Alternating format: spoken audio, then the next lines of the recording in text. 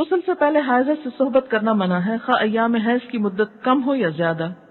دوران حیض صحبت کرنے کا کفارہ 1 دینار 4 گرام سونا ہے، جبکہ حیض ختم ہونے لیکن غسل سے قبل صحبت کرنے کا کفارہ نصف دینار 2 گرام سونا صدقہ کرنا ہے۔ عن ابی ہریرہ رضی اللہ عنہ قال قال رسول اللہ صلی اللہ علیہ وسلم من اتی حائضا او امرأة فی دبرها او کاہنا فقد کفر بما انزل علی محمد صلی اللہ علیہ وسلم، رواہ الترمذی۔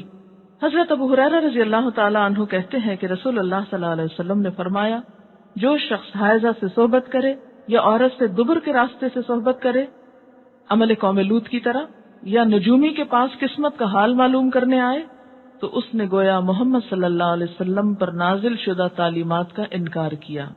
اسے ترمذی نے روایت کیا ہے۔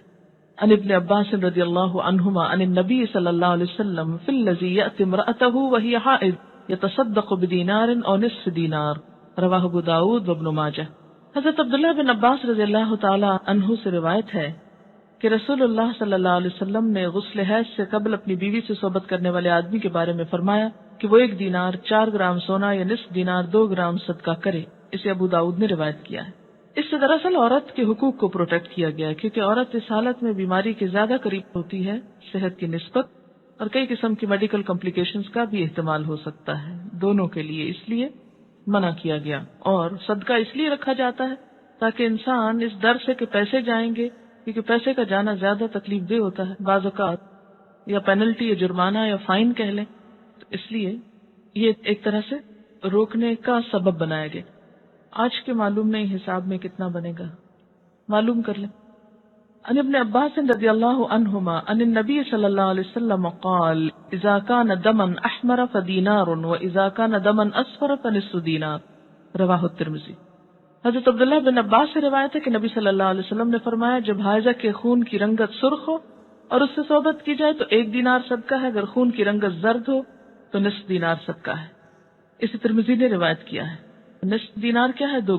ہاں، یہ الگ بات ہے کہ اگر شوہر ناروا زیادتی کرتا ہے اور بالکل بے رحم ہے، یا ایسا کوئی مطالبہ کرتا ہے کہ جو ناجائز میں آتا ہے، وہ تو نہیں پورا کرنا۔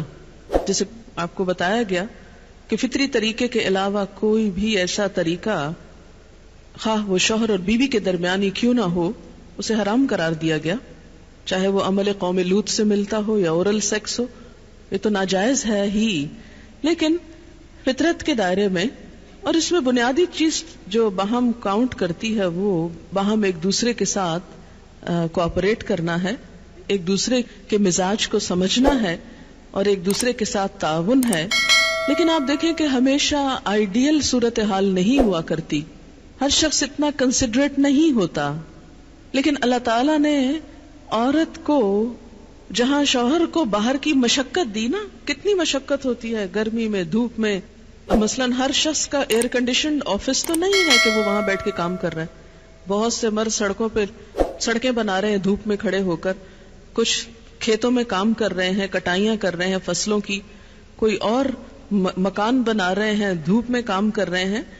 تو مرد اگر سارے دن کی باہر مشقت کرتا ہے تو وہ بھی ایک پینفل کام ہے، اور اس نے محنت کی اور بیوی کے لیے سارا آرام فراہم کیا، کھانا پینا باقی ضروریات۔ اب اگر بیوی کو اس کا مطالبہ پورا کرنے میں تھوڑی تکلیف ہو رہی ہے تو کیا ہوا کہ موڈ نہیں ہے، دل نہیں مان رہا، تو کیا ہوا؟ نہ صحیح۔ لیکن اس کے باوجود جو عورت یہ سمجھتی ہے کہ میں اپنے موڈ کے خلاف جا کر بھی اگر اپنے شوہر کو راضی کرتی ہوں تو یہ میرے رب کی رضا حاصل کرنے کا ایک ذریعہ ہے، تو آپ دیکھیں کہ یہ وہ چیز ہے جس کا صلہ آپ کو اللہ دنیا میں دے دے گا، کیونکہ آپ یہاں صرف شوہر کی نہیں اللہ کی بھی اطاعت کر رہی ہیں، کیونکہ ایک مسلمان عورت کو اس کے رب نے یہ حکم دیا ہے۔ اور اس میں وہ حدیث آپ نے سن رکھی ہوگی، اور عورتوں کو سنانے میں بڑی مشکل پیش آتی ہے مجھے ہمیشہ، اور عورتیں ایک دم اوفینڈ ہونے لگتی ہیں۔ لیکن بات یہ ہے کہ چونکہ اللہ کے رسول صلی اللہ علیہ وسلم نے فرمایا ہے، اور ہم ان کا نام سن سن کے روتے ہیں محبت میں، اور نعتیں سن سن کے جھومتے ہیں، تو یہ حکم بھی آپ کا مان لینا چاہیے، اور اس حدیث کو بھی سن لینا چاہیے اتنی ہی خوشی سے جتنی خوشی سے ایک نعت سنتے ہیں۔ نبی صلی اللہ علیہ وسلم نے فرمایا، جب مرد اپنی بیوی کو اپنے بستر پر بلائے اور وہ نہ آئے تو صبح تک فرشتے اس پر لعنت کرتے ہیں. بخاری کی روایت ہے کتاب النکاح. ٹھیک ہے اس میں کہ اگر بیوی بیمار ہے یا اسے کوئی ایسی تکلیف ہے یا کوئی جینوئن ریزن ہے تو اس میں اللہ تعالیٰ اتنے بے رحم نہیں ہے کہ وہ دیکھ رہے ہیں کہ ایک عورت بخار میں پڑی ہے اور اس کا شوہر اس سے مطالبہ کر رہا ہے اور عورت نے نہیں مانا تو اس پہ لعنت بھجوانی شروع کر دی جائے. نہیں, یہاں ایک نارمل حالات کی بات ہے. ایک عام حالات میں ایک عورت اگر اطاعت نہیں کرتی یا بات نہیں مانتی, اور اسی لیے ایک اور حدیث ہے, حضرت ابو ہریرہ کہتے ہیں کہ آپ صلی اللہ علیہ وسلم نے فرمایا اگر عورت کا خاوند اس کے پاس موجود ہو تو وہ اس کی اجازت کے بغیر نفلی روزہ نہ رکھے. تو گویا شوہر کی اطاعت نمبر 1 عام روزمرہ زندگی کے کاموں میں کوآپریشن, اطاعت بمانا کوآپریشن ہے. طوعاً کا مطلب ہوتا ہے خوشی سے کام کرنا. نمبر 2 اس کی خاص ضرورت یا تقاضے کو پورا کرنے میں اطاعت. ہاں, کہاں اطاعت نہیں؟ جب وہ کوئی حرام کام کرنے کو کہے, جب وہ کوئی ناجائز کام کرنے کو کہے, جب وہ اللہ اور اس کے رسول صلی اللہ علیہ وسلم کی مرضی کے خلاف کام کرنے کو کہے. لا طاعت لمخلوق فی معصیت الخالق, مخلوق کی اطاعت جائز نہیں خالق کی نافرمانی میں. اگر اللہ تعالیٰ کسی کام پہ ناراض ہے وہ اطاعت جائز ہے. بہت سی خواتین کو دیکھا ہے جہاں اللہ کی نافرمانی ہو رہی ہے وہاں تو شوہر کی بات بھاگ بھاگ کے مانی جا رہی ہے, اس لیے کہ وہ اپنے نفس کے مطابق ہے نا. آپ سب جانتے ہیں کہاں کہاں. لیکن جہاں شوہر کی اطاعت اللہ کی رضا کے مطابق ہے لیکن ہماری رضا کے خلاف ہے تو پھر ہم وہاں نہیں بات مانتے. تو بسا اوقات ہم بظاہر اللہ کی رضا کا لیبل تو لگاتے ہیں, ہوتی اندر سے اپنے نفس کی اطاعت ہے, اور بعض اوقات شوہر کی اطاعت کا لیبل لگاتے ہیں لیکن وہاں بھی اصل میں نفس کی اطاعت ہوتی ہے کہ ہمارا اپنا دل وہی چاہ رہا ہوتا ہے جو شوہر چاہتا ہے اس وقت. بعض اوقات کئی غلط کام شوہر چاہتے ہیں نا کہ بیوی کرے, ہم خود بھی وہ چاہ رہے ہوتے ہیں ساتھ, اس لیے آڑ لے لیتے ہیں جی شوہر نہیں مانتے. مثلا سر ڈھکنا شوہر کو پسند نہیں, کیا کریں, اب شوہر کی اطاعت بھی تو اللہ ہی نے کہا.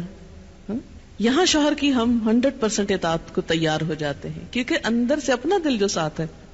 لیکن جب رات کو شوہر بلائے وہاں اپنا دل نہیں, لہذا چاہے اللہ تعالیٰ کتنا ہی فرمائے سب اطاعت بھول جاتے ہیں. تو ایک مسلمان عورت, ایک فرما بردار عورت شوہر کے لیے اطاعت گزار ہے.